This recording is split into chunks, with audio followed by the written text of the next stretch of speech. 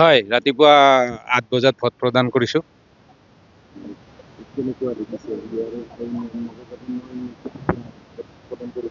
মোৰ বিশ্বাস, মই কেম্পেইনৰ সময়তে এটা অনুভৱ কৰিছিলোঁ।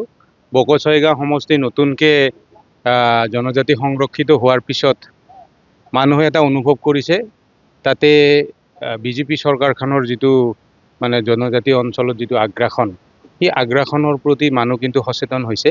আৰু সেইটোৰ কাৰণে তেওঁলোকৰ সমস্যা, তেওঁলোকৰ অভাৱ অভিযোগক মানে বিধানসভাৰ মজিয়াত মানে উন্মোচিত কৰিব পৰা ব্যক্তি এগৰাকীক তেখেতসকলে যে বিচাৰিছে, কেম্পেইনৰ সময়তে সেই কথাবিলাক গম পাইছোঁ। আজি বুথে বুথে ঘূৰাৰ সময়তো মানুহৰ পৰা সেই সঁহাৰিটোৱে লাভ কৰিছোঁ।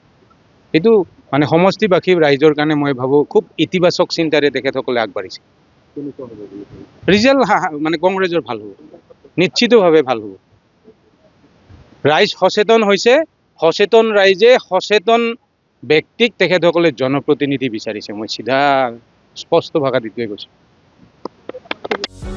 যিকোনো খবৰৰ বাবে যোগাযোগ কৰক আমাৰ এই নম্বৰত 9181 307 221।